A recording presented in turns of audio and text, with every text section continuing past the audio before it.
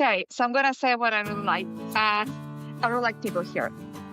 People here are super kind. They're super accepting. Like whatever you are, they're just ready to hug you. And this is like the way in which people are so like kind. They don't look for conflict. They don't look for an argument. They just try to do their best to enjoy their life.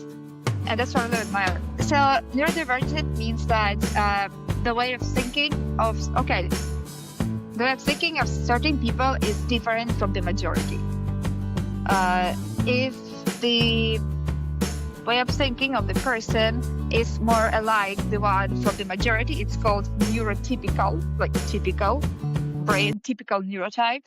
And if it's different, it makes a person neurodivergent. To the group of neurodivergent people belong, it's not about the mental disease. So it's not a clinical depression, it's not a schizophrenia, for example, but things like ADHD and autism, yeah, they are from this field. And I am autistic. Every immigrant has a story of love, heartbreak, and resilience. I'm Claudio Munoz. After 30 years in the United States, I created this podcast to share the voices that won't help me survive. These stories have power, they guide, heal, and inspire, especially when you're far from home or about to leave. I share some of mine, now I want yours. We are all immigrants, those who leave, return, or dream, because being an immigrant is being intense. So today, for the audience, I have Vira Andrigo. I think I pronounced it right. It was good. My wife would kill me. Being married to a Ukrainian woman, I should know how to pronounce the names properly, but I'm not there yet. And I have been married almost 10 years with my wife. So I find you online. I'm usually searching for stories, and now in my Google feed or TikTok, I keep getting, or even Instagram, all these influences are popping up, right? And I saw yours, and I thought, wow, great. She's Ukrainian, and I want to know your story. How you live in Argentina, the country that I come from. So I was so into your story, and I saw your video dancing tango and stuff like that. So I was very enthusiastic of just diving into having a conversation with you and learning about your journey. So that's what I know. So I'm gonna let you take over the microphone and kind of give me a little bit more information about you, and then we can dive into other questions about why you got to Argentina, all that kind of stuff, all that fun things. Okay. Oh, so it's my turn now. So hi, yeah, you said my name well. I liked it. I'm Vira Andrigo. I think I said that with Spanish accent. That's strange.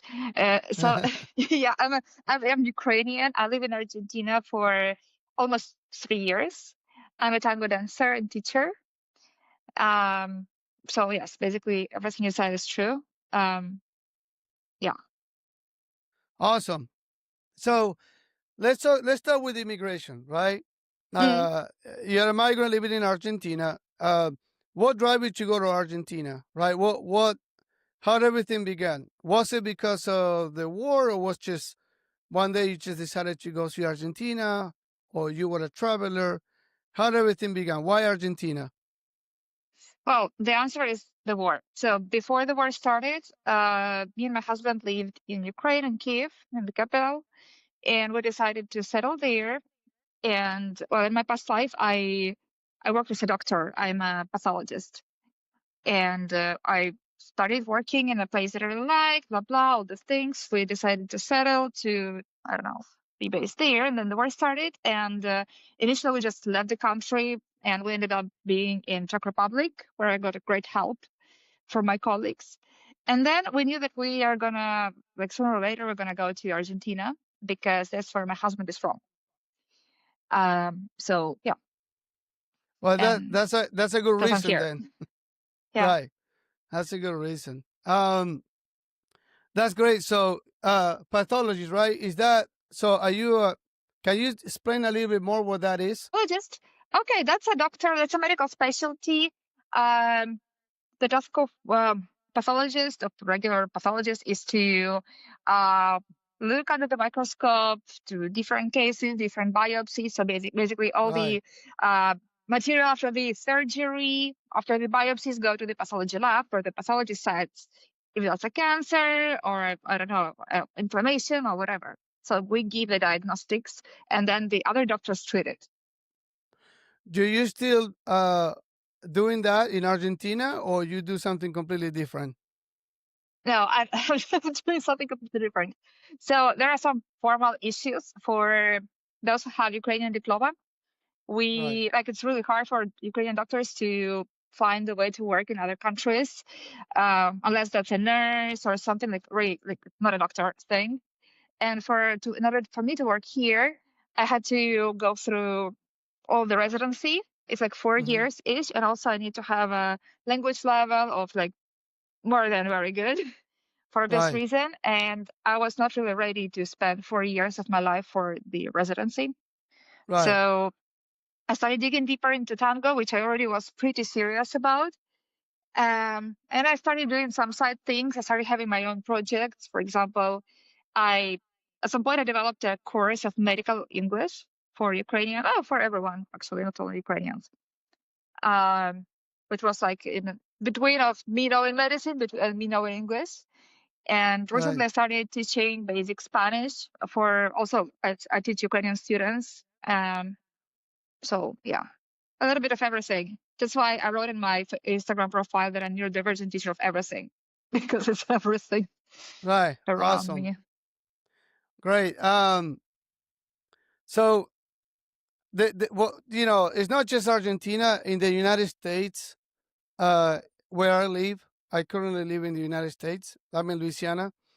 Uh, yes, if you come with a doctor degree and you try to get a job here or work as a doctor, you won't be able to. Very similar to Argentina. You gotta go back to school Yeah, again, yeah, basically. yeah, yeah, yeah. So, which That's it true. makes sense. It makes sense. So, It does. when did you move to Argentina? How long ago? In July, in the middle of July, it's gonna be literally 3 years. In these 3 years, right? Obviously, was it a cultural shock? I'm assuming, right? And then the cultural shock, the language. How was that for you? Living in Argentina. What are some of the things that were really hard for you to adapt? And what are the things that for you like? Oh wow, I really like this. Okay, so I'm gonna say what I really like. I really like people here. People Right, here are super kind. They're super accepting. Like whatever you are, they're just ready to hug you. Whoever you are, they're ready to hug you. And this is like the way in which people are so like kind. They don't look for conflict. They don't look for an argument. They just try to do their best to enjoy their life. And that's what I really admire. Like the way in which Argentinians live their lives. right, Yeah, yeah, and of course it helped me a lot. And the majority of people I know are well, I have family here. I have my husband's family here, and also the majority of people I know are from tango community. Since I'm a tango dancer, yeah, that's basically the main right, place outside the house where I um spend my time. What else? As the struggles. So language, yes, I knew some Spanish when I arrived, and it was maybe on A2-ish level, the beginning of B1 or something like this. And it was Spanish, like the continental one. So Argentinian Spanish was super odd for me. I just couldn't, it was hard for me to understand it. And also I struggled with social parts in general. When mhm, I came here, I struggled with getting out of my house. I didn't want to socialize. I didn't want to make friends. Um, I struggled mostly not because of me coming to Argentina, but because of me leaving my land. right, And that's a general feature for Ukrainians. We are very attached to our soil. We are very right, like we grow roots wherever we are, and that's why cutting it out. It just like we don't.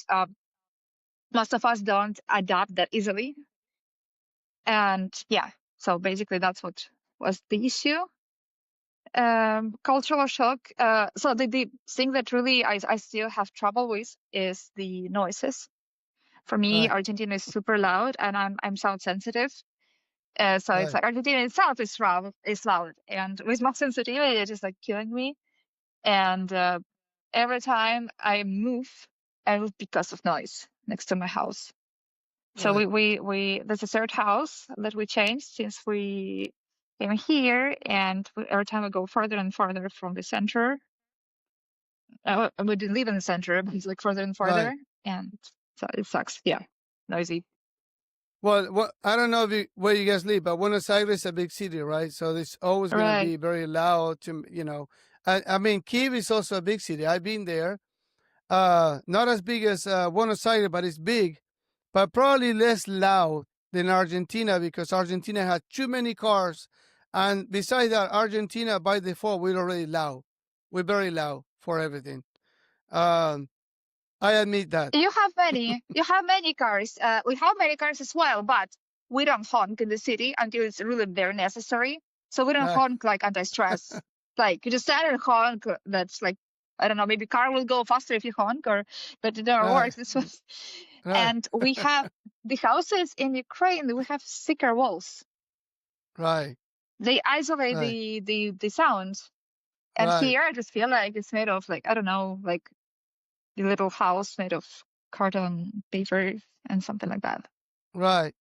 Um, yeah, different cultural shock is it could be frustrating sometimes.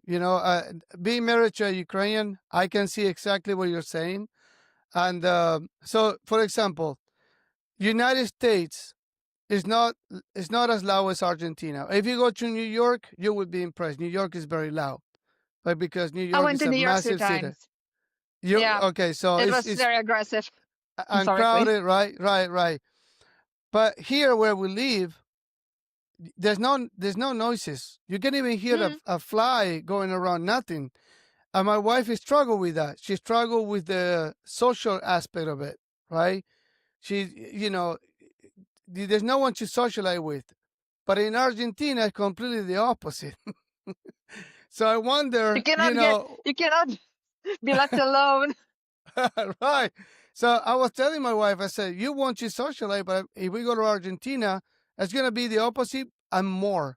So you might struggle with that as well. But I can see that could be an issue for you, right? Coming from Ukraine where people socialize, but not as much as Argentina. I mean, no, it's a different way of socializing. Argentina is just, we're just too loud. We always joke around. We joke very heavily, right? And we don't know when not to joke heavily, which is constantly jokes after joke and laughing and loud. And obviously, Ukrainian people socialize. They do. Yeah, At a different level. But I think that's what we have in similar actually. right, The way of like whenever like bad thing happens, immediately there are like memes all over the internet from right, people with the darkest sense of humor, and like yeah, we'll have the same coping mechanism. right. But my wife has struggled to adapt to the culture here and she has almost 10 years because she struggled with socializing with people. And which I told her, I think you probably struggle in Argentina because Argentinian were too loud, and that could be a problem, right? So yeah, I mean that makes sense. So let's talk about you had 3 years over there, and obviously you left because of the war, right? So you left Ukraine directly to Argentina, or you stopped somewhere before you got to Argentina? I stayed in Czech Republic for near 6 months, Yeah, like right after the war started, and from Czech Republic I went to Argentina. to Argentina, and and so what were you thinking? So how was your? I mean, I can imagine, right? Because you have family there. You do have family, right? Right, my Uh, parents. did you just say I'm leaving, or you plan it out? You have things ready. You was packing everything, or you just one day say, "Well, we gotta go," and we go. and you left your family behind? So before the actual full-scale invasion began, there were some rumors, some thoughts, like there was this vibe, aggressive vibe, everywhere around, like in media. And I remember that at some point we decided to, me and my husband, we just decided to get some cash just to have cash. And we decided to get some cat food, like in cans, just to have cat food in case something happens. And yeah, it happened. And but we didn't have like, oh, we're gonna go here and there, we're gonna do this and that. We didn't have a specific plan. We knew that if the war starts, we would go somewhere abroad. And we knew we were gonna try to convince my parents to go with us, which didn't work. And they still don't want to leave the country, even though there is no house. Like I lost my house yesterday. The Wow. missiles hit my house. So yeah, it doesn't exist. The Yeah. apartment of us, and even on top of this, they don't want to leave because that's what I told you about Ukrainians trying to put roots everywhere. They don't want to be taken out. First of all, let me say I'm sorry about your, you're losing your property there. Thank you. I live the war very closely, as much as you do, because my wife has her family there, and we struggle with the same thing. We try to get him out of Ukraine, and there's no way we could get him out of Ukraine. So Yeah. for the audience, maybe they don't know what that means, but I know it because my wife is Ukrainian, and we try everything possible. And people don't understand why they don't want to leave. They just don't want to leave. That's their place. That's where they live, and they're just not going to leave. That, There's not really a that's good where the roots answer. are, period. Yeah. Yeah. Yes. And look, um, in the case of your family, they lost their home and they still don't want to leave. So that's even a better example that they just don't want to leave. It's not about their belongings, it's about their roots. And they're very patriotic, they love the land, and that's how they are. I'm really sorry about that. Luckily, your parents are good, right? So Yeah. what we're They gonna are do, right. Vira, They're fine. at the end of the video, if you have a link or any way that people can help, maybe we can put a link so people can donate or something. If for the ones that want to do that. Okay, thank you. I think it would be Um. good. So, all right. So, they're good then. Nothing happened to them. So, where are they staying now? Are they staying in a hotel? Are they staying with friends? Where they are? So they think so. That's a very cultural thing, and I think you know about it as a husband of Ukrainian woman. We have so-called dachas. We have summer houses, and it's not something fancy. It's just like a normal, just like a house in a village. It's like not expensive, and many parents have it. So usually my parents go there for like weekends, or if they have a week off or something, just to stay in nature, to do some, I don't know, gardening and stuff. And usually they come back on Sunday because on Monday my dad has to go to work. And so this Sunday they decided to stay in the summer house for one more night. And that's exactly when the initial attack happened. So if they went back uh, as like they usually do, I would be on front, literally. Like there would be no way to survive. Wow, And they are in the that's summer crazy. house. They went back to the summer house. Wow. But at least they have a place to stay. Um. Yeah, that Wow. is Wow. theirs. This is horrible. Yeah. Anyway, so you say in regards of tango, right? There's something you already have some experience. Did you start learning how to dance tango in Ukraine, or you started learning in Argentina? No. I studied in Ukraine. We have tango community in Ukraine. We dance tango. We love tango. And yeah, that's where I started. Good. So now in Argentina, what you do with so is tango your way of living right now? Is this how you make a living, or is it a hobby? Because I know you have a pretty good platform with a bunch of videos dancing tango. So Yeah, so uh, at some point I started teaching tango, mhm. and it's not like I don't have a school or something like big or significant. I give occasional private classes for like some people here. I give online, and when I travel to Ukraine, I give offline classes of like just seminars and workshops in Tango, and I give online classes from Buenos Aires of Tango. Um, so yeah, this is like one of my jobs. So at some point, yeah, it was a hobby, but it stopped being a hobby because I think it's one of the deepest loves I Right. had to some sort of activities. Um, Uh, yeah, so this is my relationship. And yeah, it, it, I have a thing. Yeah, it's also connected to tango, but also it can connect connect to my activity for someone who doesn't dance. Based on my tango experience, I developed, and my medical experience, as you know, I developed a course for feet health that is not about like it's not pathology, it's not about like nails or something. It's about feet being functional and like basically learning how to use your feet to make all your body like so your body benefits from that. And I made this course and I put it into tango context and I put it in just casual context for those people who have feet. Everybody needs uh, feet. that's pretty cool.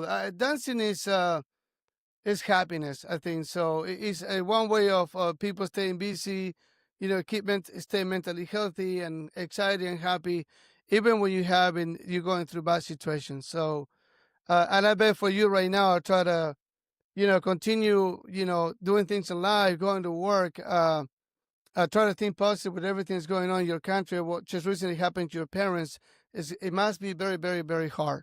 Um, so is your husband also, does he dance tango with you, or he doesn't? He used to.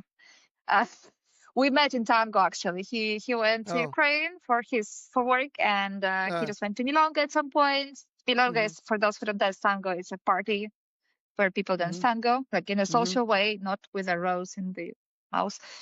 Right. Um, so yeah, that's how we met.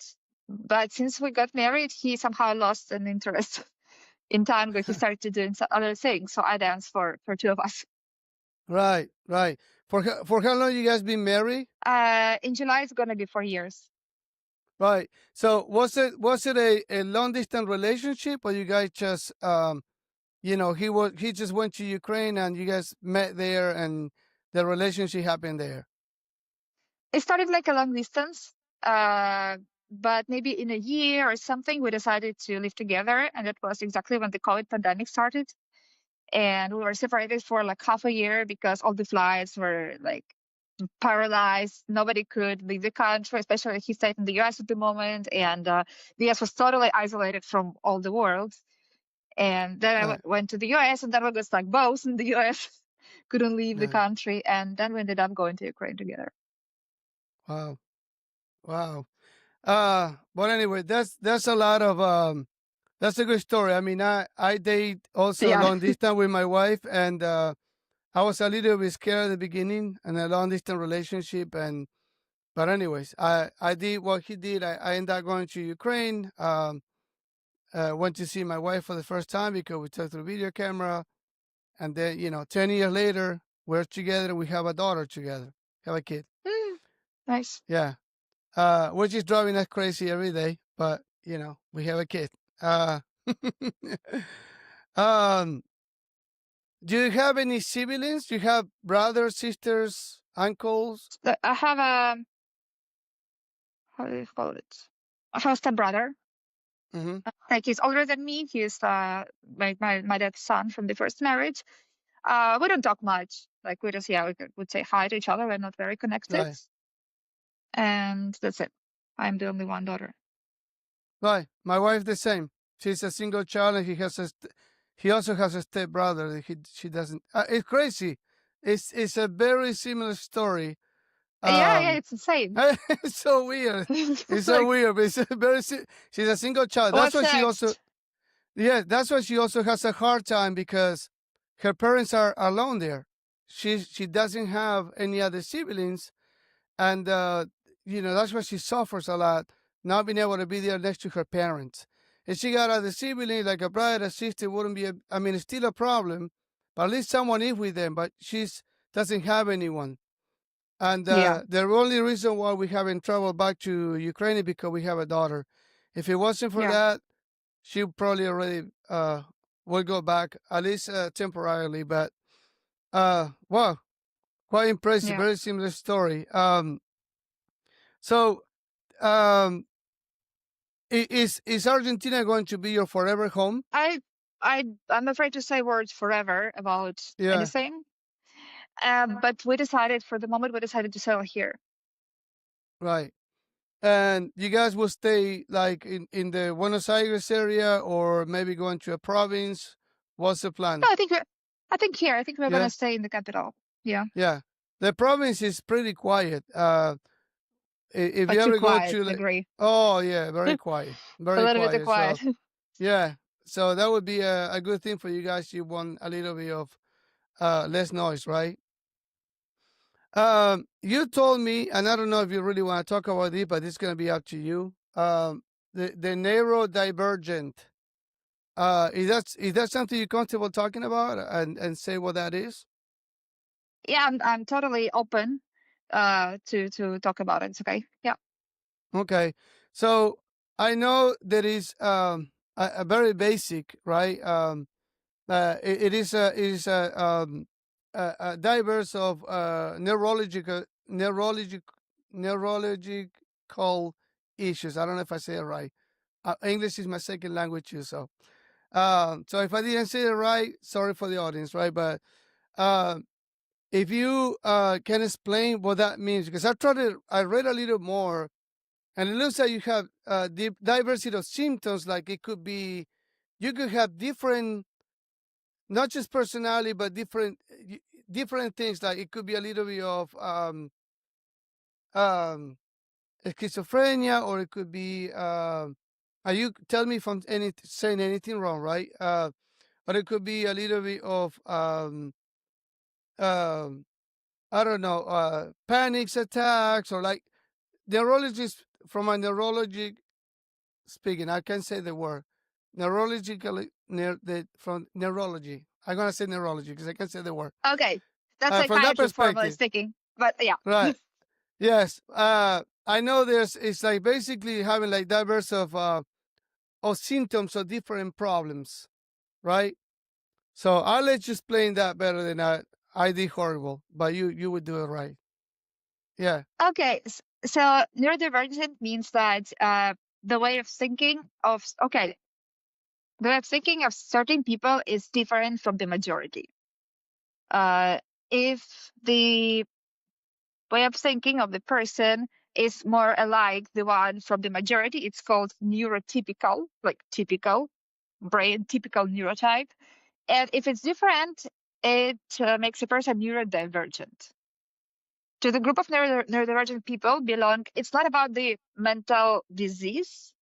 So it's not a clinical depression, it's not a schizophrenia, for example, but things like ADHD and autism, yeah, they are from this field. Uh, And I am autistic. wow. I never heard of anything like this. This is my first time. It's very Now you know. uh wow. Yeah. So how is that for you? Is that how difficult is your life, or is not difficult at all to live with that? I don't know. I was born with it.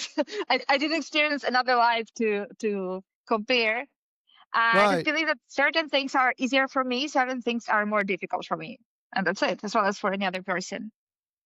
So, but overall, you have a very normal life. Like, there's no, like, one day are you paranoid, or one day you're just sad and crying for no reason, or one day you're just angry, or none of this stuff happens. You just, you know, uh, I'm asking maybe very ignorant question, but I just want to know what that like, because I never heard of it.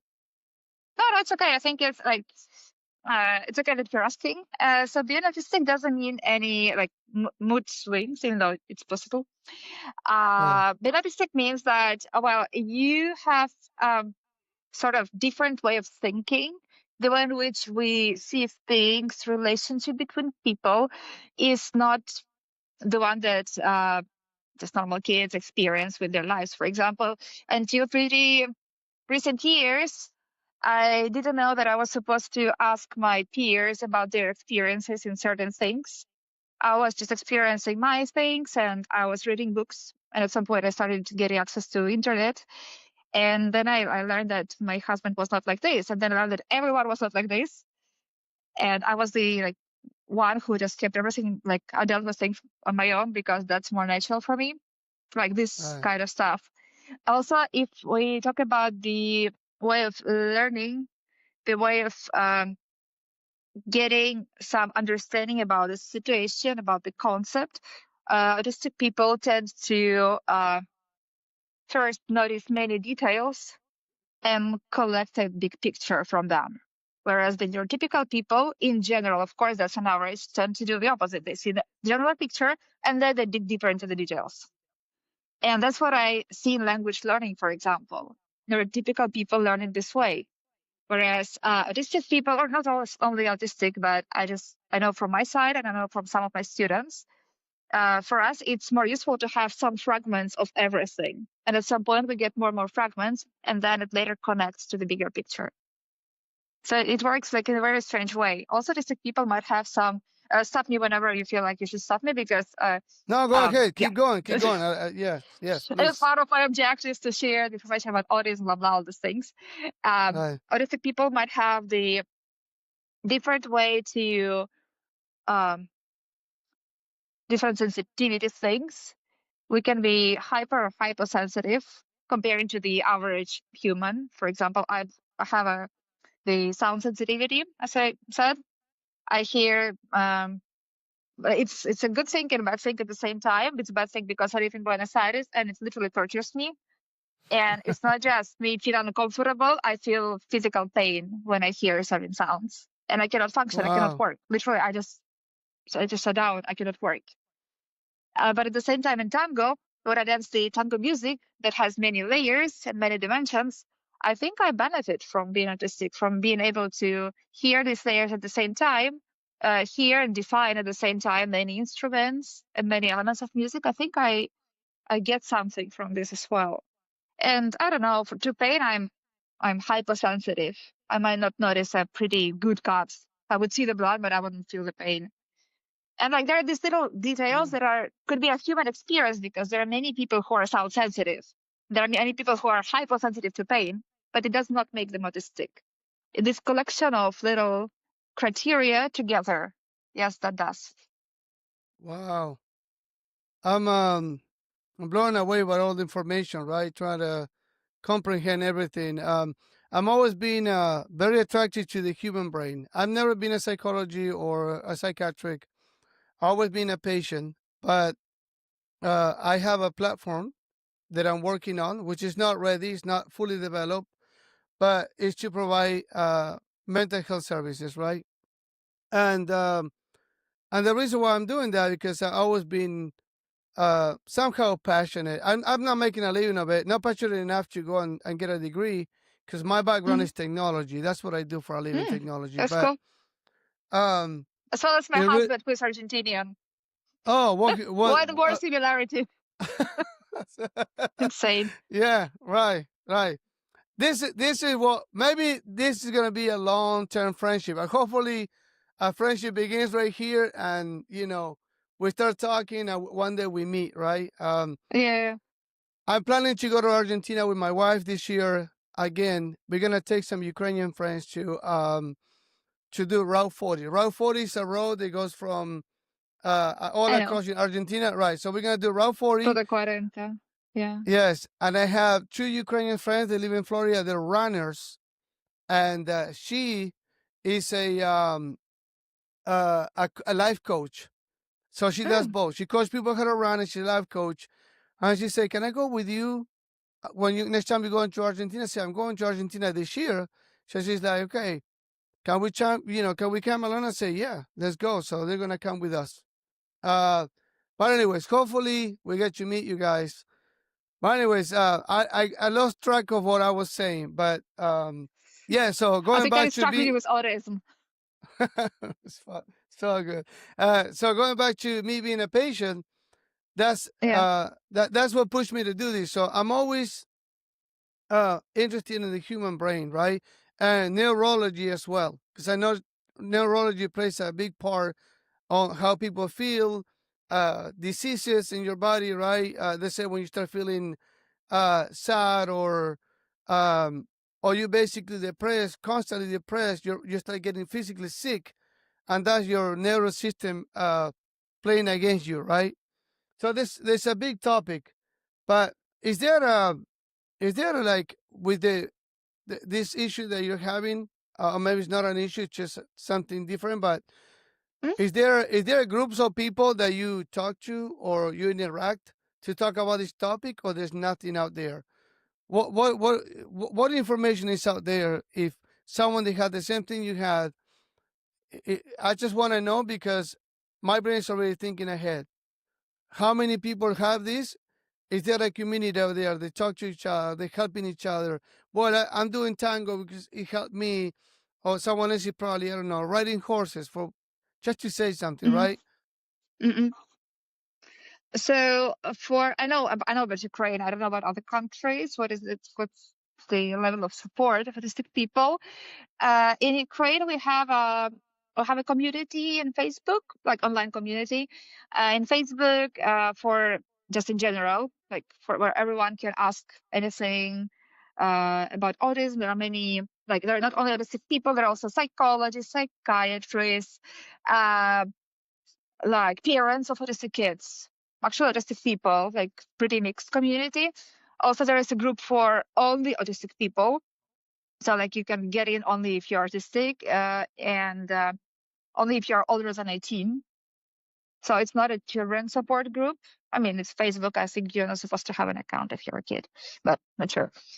And there's this group because, well, to be honest, everybody here, like, at least they heard about autism among kids.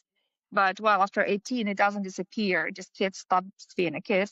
And, Right, well, it has to somehow float in this reality. So that's what this group is for. And we have a chat, like support group, where everybody can share I don't know, if they have a meltdown, if they're stressed. And it's a Ukrainian chat. The majority of them are in Ukraine. There are also people from other countries, not from Ukraine, but they live in other countries. And yeah, we try to support each other in a autistic way, in non-toxic one, without judging, without trying to right, force you to do something that is against your nature. right. Well, that made me think, because in on my platform, we want to build communities, right? And maybe there's an opportunity to create a community with neurodivergent, and maybe it can grow, and it could be an international community versus just a local community, right? I think people that go through this in different country, different culture, might be able to exchange different symptoms or whatever, or how to help each other. I don't know. Just my brain is already um, thinking ahead, or having ideas, but that's how I am. Crazy. So Which means I yeah, inspired you. That's good. right. A little bit. Right. Um, well, anyways, I think I asked you all the questions that I have. You know, I'm happy you guys. I'm happy you are in Argentina, the country that I come from. I miss my country every day more, and I've been here for over 30 years. My wife was telling me why we don't go to Argentina, because she visited with me 2 years ago, and she Mhm. loves it. She loves it. Um, so you know, hopefully you guys will adapt there and stay there, or maybe even go back to Ukraine. I don't mind even going back to Ukraine. If I could live in Ukraine, I would do it too. When I was in Ukraine, I found Ukraine. No, I mean, overly there's cultural differences because we pick different languages and stuff. But in some things we're similar. In some things, because Argentina is a product of multiple countries. We're not just one. We don't have just one culture. We from pasta, from we have all different nationalities, and that makes us have a little bit of every country. So, um, and I feel like when I was in Ukraine, and some things I was comfortable with, I didn't feel bad there. I actually enjoy it pretty much. Well, I don't have more questions. you want to tell people how to find you on your social media, if they want. And I want to ask you a question for anybody that is going through for anybody that's going through a situation that you were going through, leaving the war, going to another country. What advice would you give them? I don't know. I would maybe say something smart a few days ago. Now I don't know. Right. It's fine. I mean, it's hard to give someone an advice, right? It's very tough to give someone an advice. So I understand that. So it's fine. Now, what is your social media, if you want to share? Yeah, sure.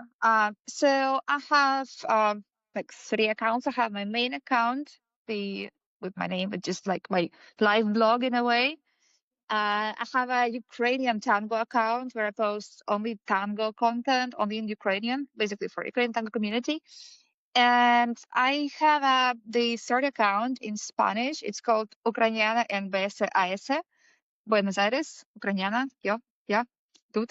I Mhm. confused the language. I said it in Ukrainian. Me. So, and this account, So, it's Spanish speaking, and I share there some. I talk about Ukraine, about traditions, cuisine, history, about everything. I just share the stuff that I know. And yeah, for a Spanish speaking crowd, it's like little projects. And right. if someone wants to follow me, feel free to do that. That's awesome. Do you have a YouTube channel or just those two? I have a YouTube channel, but it's not like I'm not doing YouTube actively. It's like whenever I post a tango video in Instagram, I just post it in case it works in YouTube. But I Right. don't actively push the. I have a Facebook account, which repeats my main Instagram account for those who Right. love Facebook. Before we close, what's your favorite food in Argentina? You trapped me. Okay. If I say, I don't know, ojo de bife. Asado, milanesa, Yeah. ojo de bife. Sí. Ojo Right. de Yes. bife? Sí. Good. That's good. All right. Well, thank you, Vira. Thank you for being on my podcast. Thank you for your time. I appreciate too you. I for hope inviting me. everything goes well. And please give me that link so we can post it on the description. So if people want you to check out your parents, they can do that. Thank you. I would really appreciate it. Thanks. All right. And don't hang up because I'm going to talk to you after I hang up. Okay. I don't gonna-